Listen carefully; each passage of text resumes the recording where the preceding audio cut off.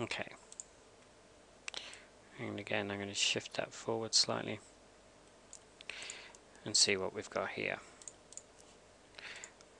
Ungroup that. Okay, and get no, I won't get rid of that. Okay, this is now made up of various different layers. Now all this is just for an MFD. I mean, flippin' heck. But it's a handy use of materials. Makes glass cockpits look cool. Okay, and it's how we did it in the F-16 as well. So I've now undone that. So let's see what we've got.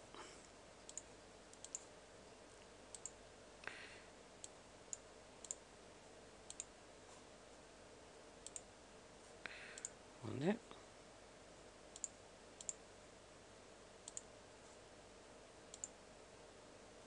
No, that's fine.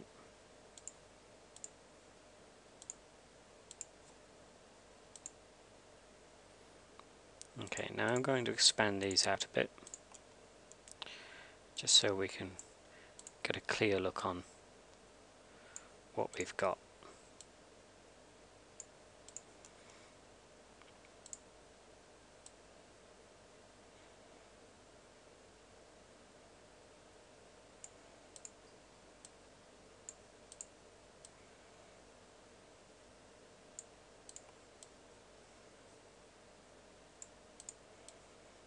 Okay, this will give us a good example. One side's left-hand side is the primary flight display section. Right-hand side is the multifunction display section.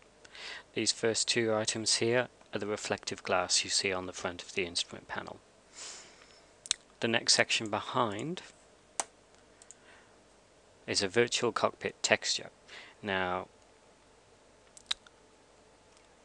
if any of you know about panel configs and various entries for MFDs and PFDs in there, the gauges here, the polygons here reference to the panel config. I'll explain it more later, but for the time being that's all you need to know. Imagine those as virtual cockpit gauges, which is what they are. They're 2D gauges as opposed to 3D. Or what I would refer to as 2D gauges. So what I'm going to do is I'm going to select this PFD. Okay, so these two gauges are daytime gauges. They have no backlighting, so the self-illumination box is blank. So what that means is that you get no illumination to those gauges. It just displays the colors that are available in the gauge. I'll explain a bit more to that with the next material. So there's just a very basic 2D panel gauge for the daytime. Now, at night time, that gauge there will be too dark because there's no illumination, no self-illumination to that gauge. When you turn the light switches on or off, those gauges are just going to be blank. Well, they're not going to be blank, they're going to be extremely dark, difficult to read because, as I said, there's no back illumination to it. So what we need to do to combat that is to create an illuminated gauge. So what we've done there in that instance is created the one behind it. Now, one of the switches in the cockpit is a light switch, on and off light switch. And what happens is, if the switch is in one position, it just displays this polygon. If the switch is in the opposite position, it hides that one and displays the nighttime one, and vice versa. And of course there's more to it than that. We've added additions where if the master battery is off, if there's no electrical power, then they're not going to display anyway. So there's that too. Now you can see the material settings are different for the back one, the nighttime ones. For one thing, still the same gauge, but it also has an LCD self-illumination. Now, a self-illumination map will light up your top gauge. Depending on various other material settings that I will show you afterwards, provides different ways of illumination. Now, if we just used a basic white color, with the primary flight display, you'd get a very washed out pale white looking light. It wouldn't really look vibrant. So what we do with the self-illumination map, we'll use the gauge as an illumination, so it effectively multiplies the color, multiplies the light that comes out. Now that's great for nighttime, but unfortunately during the daytime, if you turn that light on, you'll get very blurry gauges, which we'd come across in the past.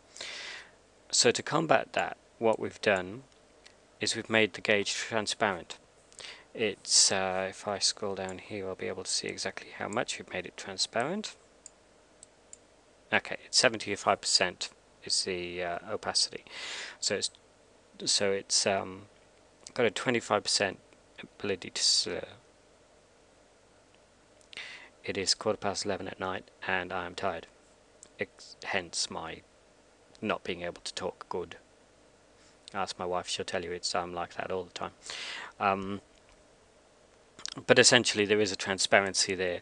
The 75% is a good medium for nighttime.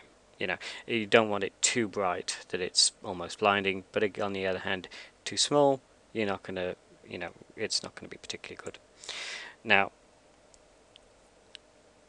what we've also done is, because it's transparent, we need a backing plate. If we don't have a backing plate, what will happen is that transparency will be able to you'll be able to see through it, and you'll be able to see into the rest of the cockpit. It'll look goddamn awful. So you need a backing plate for it to apply to. So that's what these are, and they're slightly different colors. Actually, I've got them the wrong way around. It should be like that. That's the backing plate. So that effectively, in combination with the transparent night maps, reduces the brightness of the gauge. Now what we did with the A10 head-up display was something very similar, but instead of having a single option, we had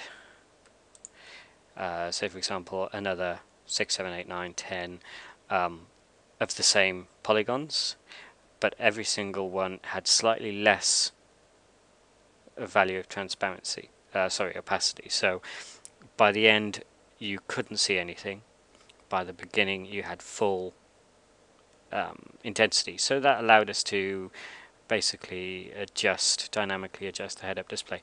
Although for some reason that I cannot quite recall at this moment in time, it wouldn't work properly with various other things we put in the A10, so it ended up with just a on-off switch.